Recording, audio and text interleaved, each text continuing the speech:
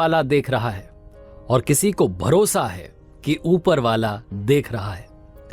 Hi guys, मेरा नाम है आरजे कार्तिक। आपके लिए एक छोटी सी कहानी है। कहानी एक अमीर इंसान की जिसके पास में बहुत सारा पैसा था, लेकिन वो ऊपर वाले को मानता था, जमीन से जुड़ा हुआ था, बार बार ऊपर वाले को धन्यवाद करता था इस जिंदगी के लिए, हर पल के लिए, हर श्वास के लिए।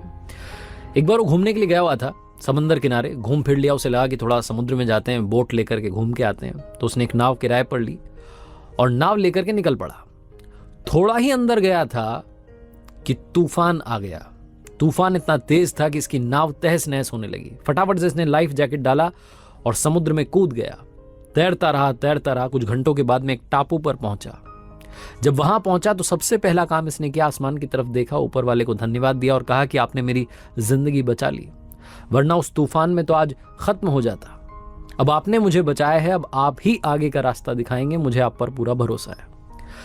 ये बोल करके इसको समझ में आ गया कि अब यहीं रहना है, तो उसी टापू पर रहने लगा। भूख लगने लगी, क्या करें, तो जंगल था वहां टापू पर, ढूंढा तो इसको फल मिल गए, फल खा लिए।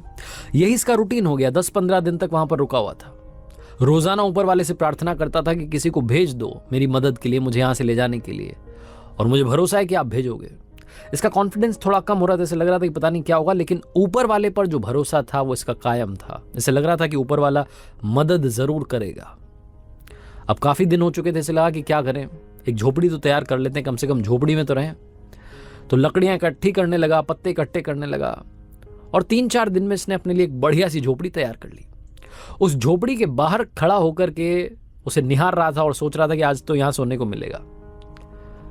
ये सब चल ही रहा था कि अचानक से मौसम बदला, आसमान में बादल आ गए, बिजलियां चमकने लगी, और तभी आसमान से एक बिजली गिरी।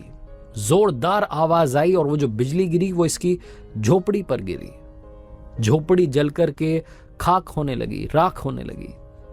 अब जो इस आदमी का कॉन्फिडेंस था बिल्कुल नष्ट हो गया, शून्य हो गया। इसकी आंखों से आंसू आने लगे। ये बैठ गया, सर पर हाथ रख लिया और बोलने लगा, एक झोपड़ी मैंने तैयार की और ऊपर वाले आपने उसको भी जला दिया।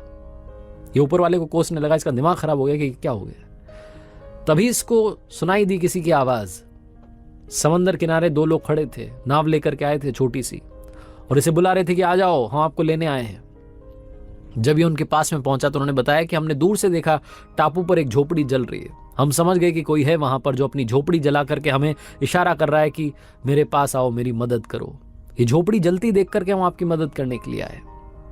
जहां उन लोगों ने कहा, इस अमीर आदमी ने एक बार फिर ऊपर वाले की तरफ देखा, आसमान की तरफ देखा और माफी मांगने लगा कि माफ करना भगवान, मुझे लगा था कि मेरी झोपड़ी आपने जला दी। आपने तो मेरी झोपड़ी इसलिए जलाई ताकि किसी को इशारा मिल जाए कि उसे यहाँ आना है मेरी जान बचाने के लिए। आपने तो झोपड़ी इसलिए जलाई ताकि मेरी जान बच सके, मुझे आगे का रास्ता दिख सके। मैं पागल था, मैं मूर्ख था जो आपको कोसने लगा था। आपने तो अभी भी मेरा साथ नहीं छोड़ा है।